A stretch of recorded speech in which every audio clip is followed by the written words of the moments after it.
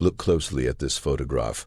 At first glance, it appears to be nothing more than a formal portrait from the 1860s. Three young women sit in graceful silk dresses, their posture straight, their faces calm, the kind of picture someone might pass by in a museum without giving it much thought. Yet something about this photograph caught the eye of a historian in 2019.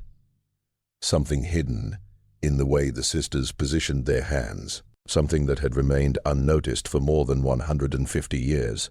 What she uncovered would change everything we believed about resistance, survival, and the quiet war fought openly yet unseen. These three women were not simply posing for a portrait. They were sending a message their captors never understood. If stories like this intrigue you, make sure to subscribe to the channel and press that like button. You will not want to miss what happens next. The autumn rain struck against the windows of Harrison's auction house in Richmond, Virginia, while Dr. Amelia Grant studied a collection of Civil War-era photographs scheduled for sale. At 43, she had spent nearly 20 years studying American history at Howard University, but nothing had prepared her for what she was about to discover. The collection belonged to the estate of a recently deceased antiques dealer who had spent 5 decades gathering photographs from the antebellum South. Most were ordinary, stiff portraits of wealthy families, pictures of plantation houses, formal gatherings frozen forever in silver and glass. Then Amelia's fingers paused on one particular photograph. 3 young black women sat in a decorated parlor, wearing silk gowns that would have been costly even by the standards of wealthy white families. Their hair was styled with elegance, their posture flawless. Yet it was their hands that made Amelia's breath stop for a moment. Each sister held her hands in a different position on her lap. The eldest placed her right hand gently over her left, her fingers slightly apart. The middle sister clasped her hands, but her thumbs crossed in a strange pattern. The youngest rested one hand flat, while the other formed a small shape against the dark cloth of her skirt. Amelia had seen hand positions in Victorian photographs before. They were common and often directed by photographers who wanted balance and beauty in the image. But these positions felt purposeful, coded, deliberate. She turned the photograph over. On the back, faded handwriting read, "The Kingsley Sisters, Charleston, 1863. "Find something interesting?" asked Marcus Webb, the director of the auction house, stepping beside her. "These women," Amelia replied, not taking her eyes away from the photograph. "Do you know anything about them?" Marcus shrugged slightly. "The previous owner left no documentation. We assumed they were free women of color, perhaps from a wealthy family. The dresses alone suggest considerable means." Amelia studied the image again. Something felt wrong. In 1863, Charleston was deep within Confederate territory. The idea of 3 black women sitting for such a detailed portrait, dressed in such expensive clothing during the height of the Civil War, seemed almost impossible. "I'd like to buy this photograph," she said quietly. Marcus nodded toward the stacked boxes. "The entire collection is being sold as a single lot." Amelia looked up at him for a moment. "Then I'll take the entire collection." Back in her office at Howard University, Amelia pinned the photograph onto her research board and began her investigation. The first question was simple. Who were the Kingsley sisters? She began with census records from Charleston in the 1860s. Free black families were rare in South Carolina, and those with significant wealth were even rarer. After 3 days of searching through records, she found nothing. No Kingsley family appeared in any document she could locate. She widened her search to include church registries, property records, and tax papers. Still nothing. "It's like they never existed," she murmured to her graduate assistant, David, who had become just as fascinated with the mystery. "Maybe Kingsley wasn't their real name," David suggested. "If they were hiding something, they might have used another name." Amelia considered the idea carefully. It made sense. But why would 3 black women need to hide their identity in a photograph? And who had taken the picture in the first place? She studied the photograph under magnification, looking for any identifying mark. Victorian photographers often stamped their work, leaving small signatures or studio names pressed into the cardstock. Then she noticed it. In the lower right corner, almost invisible to the naked eye, was a tiny, embossed seal. J.R. R. Whitmore, Charleston.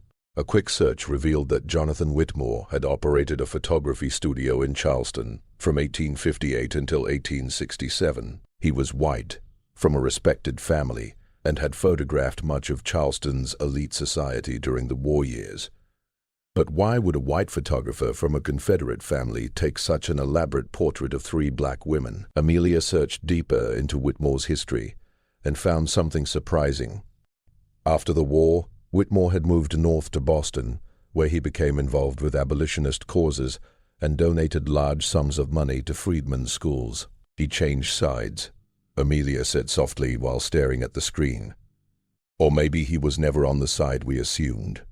The next morning she booked a flight to Charleston. The answers she needed were not in databases or digital archives. They were in the city where the photograph had been taken, buried in a past that Charleston often preferred to forget.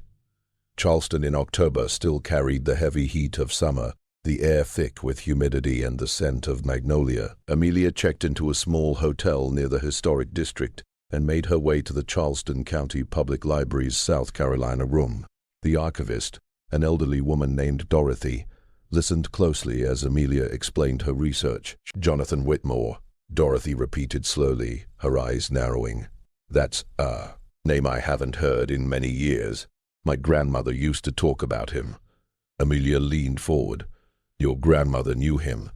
Knew of him, Dorothy answered. She was a child during Reconstruction, but she remembered the stories.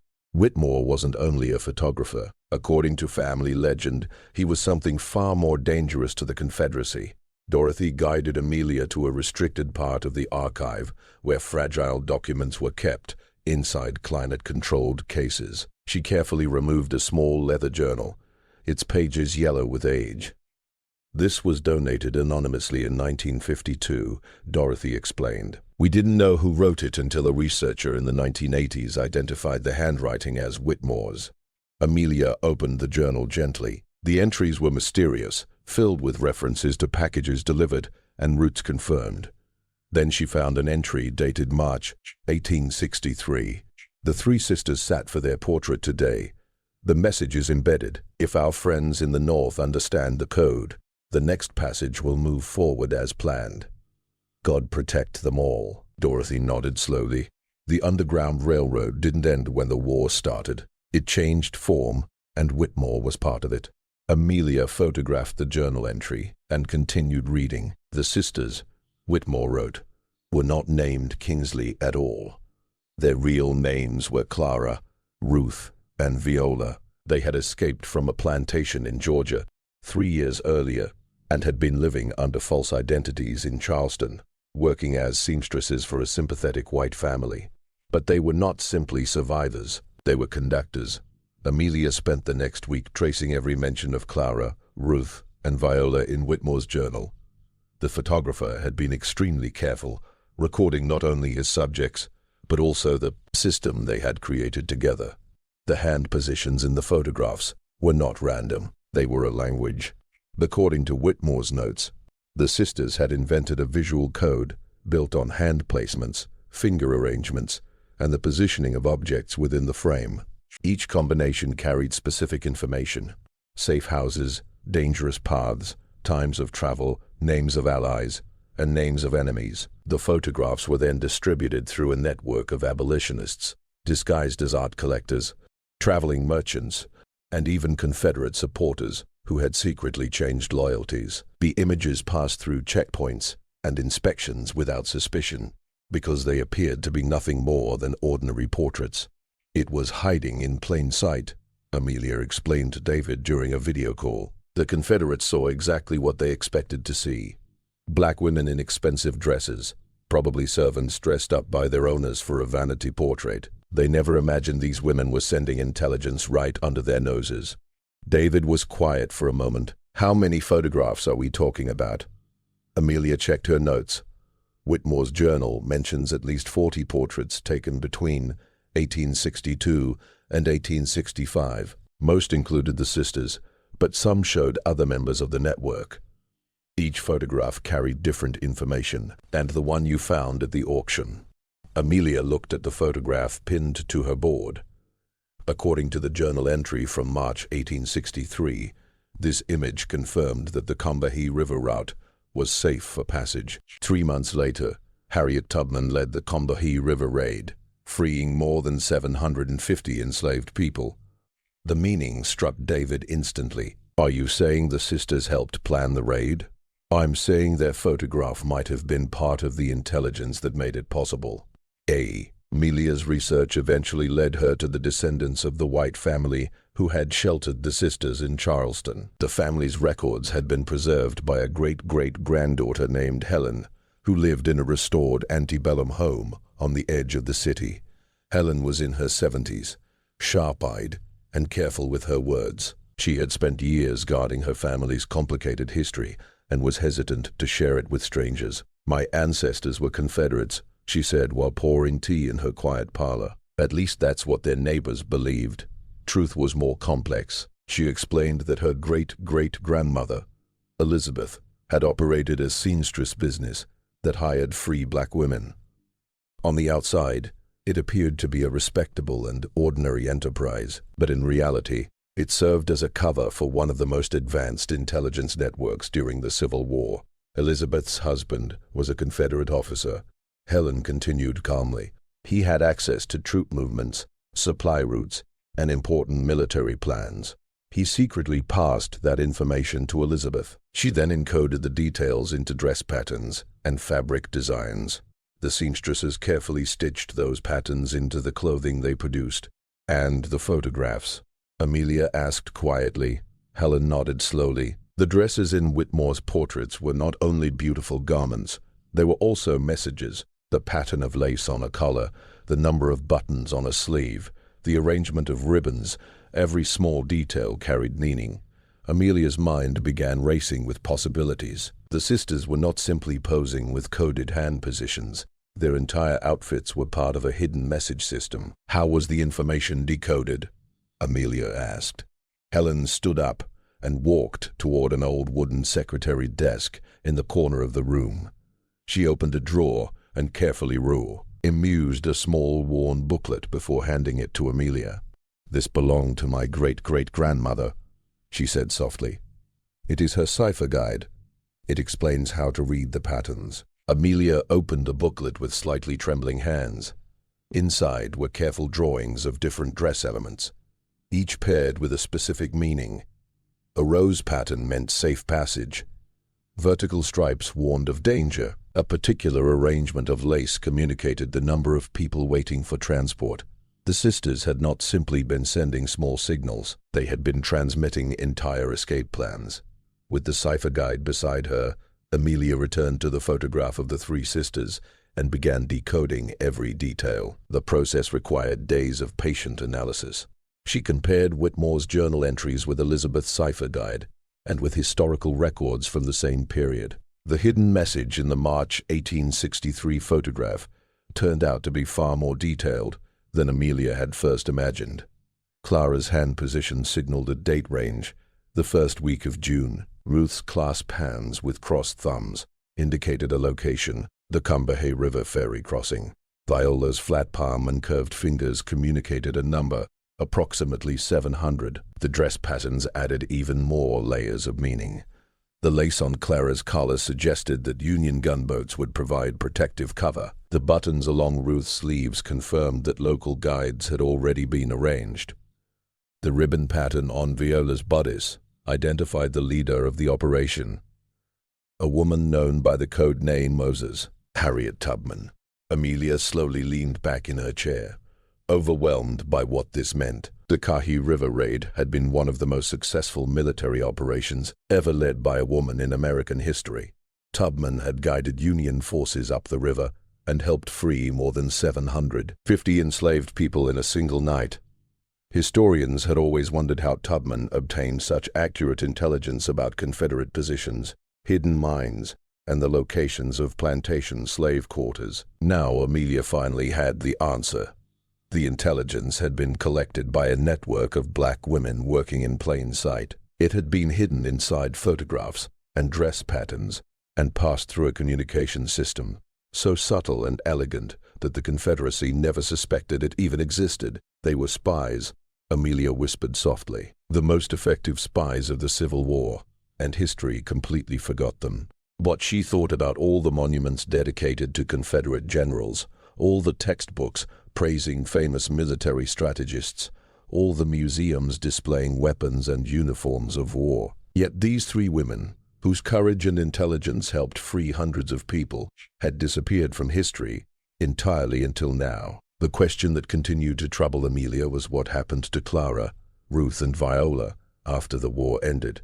Whitmore's journal stopped in 1865, and Elizabeth's records did not mention the sisters after Richmond fell. Amelia began searching through Friedman's Bureau records that documented the lives of formerly enslaved people during Reconstruction.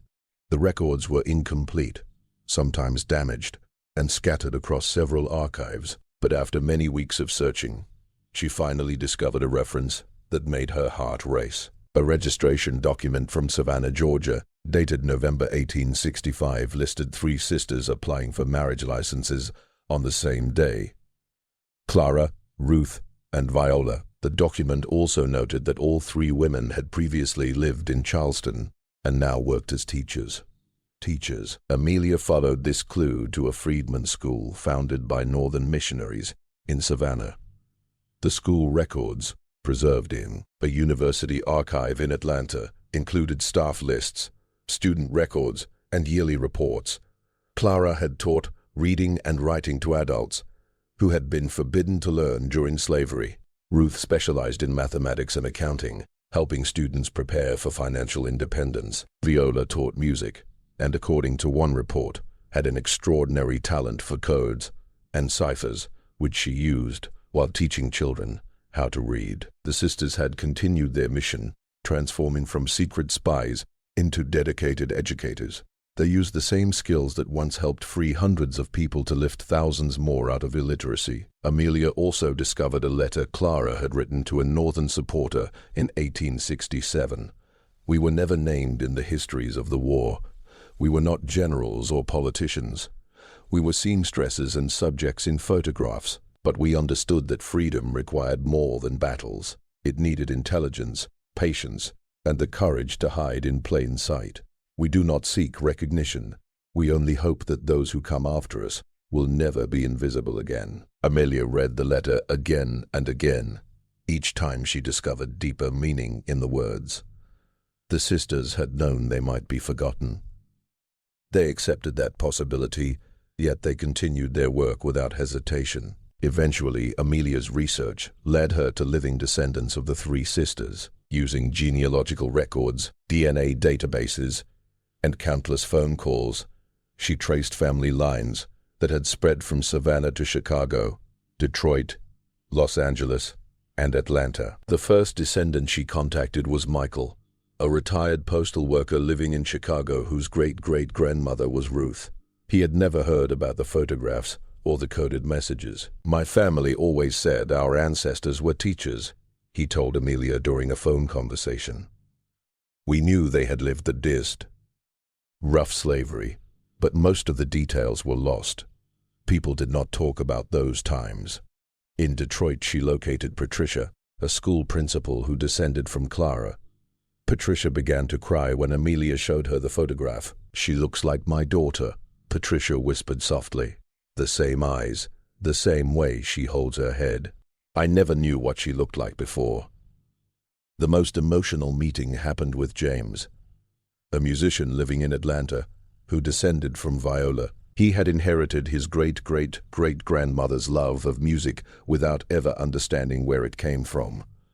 "She taught music?" he asked, while staring at the photograph from the Freedman School. "She taught codes through music," Amelia explained. "Songs that carried hidden messages, rhythms that stored information. She turned resistance into art." James remained silent for a long moment. Then he slowly picked up his guitar and began playing a melody his grandmother had taught him when he was a child. It was a tune that had been passed down through generations without explanation. "I always wondered where this song came from," he said quietly. Now I finally understand. The descendants eventually gathered together for the first time at Amelia's invitation. They met in Charleston, near the place where Whitmore's studio had once stood. They formed a circle while holding copies of the photograph, connected by a history that had almost disappeared. Amelia later published her research in a respected historical journal. The article included high-resolution images of the photograph, pages from Whitmore's journal, and Elizabeth's cipher guide. The academic reaction was immediate and enthusiastic. Historians praised the discovery as one of the most important revelations about Civil War resistance in many decades. But Amelia wanted more than academic recognition. She approached the Smithsonian and National Museum of African American History and Culture with a proposal to acquire the photograph and create an exhibit dedicated to the hidden intelligence networks of the Civil War. The museum agreed. The exhibit, titled Hidden in Plain Sight, The Secret War of the Seamstress Spies, opened 18 months later. It displayed the original photograph of Clara, Ruth, and Viola, together with Whitmore's journal, Elizabeth's cipher guide, and dozens of artifacts that researchers uncovered after Amelia's discovery. The centerpiece was an interactive display where visitors could decode photographs using the Sisters system, allowing them to experience the creativity required to resist oppression in an era when even reading and writing were forbidden. On opening night, descendants of the three sisters stood together in front of the exhibit. Michael, Patricia, James, and 17 other family members from across the country had come to honor their ancestors. Patricia spoke on behalf of the group. For more than 150 years, our grandmothers were invisible. History recorded the generals and politicians, the battles and treaties. But it forgot the women who stitched messages into dresses, who posed for photographs carrying secrets, and who risked everything to help others find freedom. Tonight, they are invisible no longer. The photograph of Clara, Ruth, and Viola hung in a place of honor. Soft lighting revealed every detail of their elegant dresses, their calm expressions, and their carefully positioned hands. Hands that spoke a language of resistance. Hands that helped shape history. 1 year after the exhibit opened, Amelia returned to Charleston. She walked through the historic district, passing elegant houses, tourist carriages, monuments, and markers that told only one version of the city's past. Eventually, she stopped at the corner where Whitmore's studio had once stood. The original building was gone now, replaced by a small boutique hotel, but the memory of what had once happened there still remained quietly in the shadows of history. A small plaque had been placed there at Amelia's request. It read that, on this very site, once stood the photography studio of Jonathan Whitmore, a place where quiet images of resistance were created during the years of the Civil War. The subjects of his most important photographs, Clara, Ruth, and Viola, had used carefully coded hand positions and subtle dress patterns to pass secret information that eventually helped free hundreds of enslaved people. Their bravery had stayed hidden from the world for more than 150 years. Amelia reached out and touched the plaque softly, feeling the cool metal under her fingers. After a moment, she walked slowly toward the waterfront, where the Kai River moved steadily toward the open sea.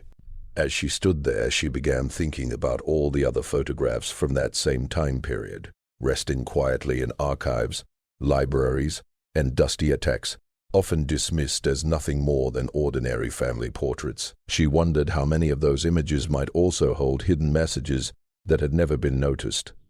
How many untold stories were still waiting patiently to be uncovered by someone curious enough to look closer. Her thoughts returned again to the three sisters who had once stood in front of that camera.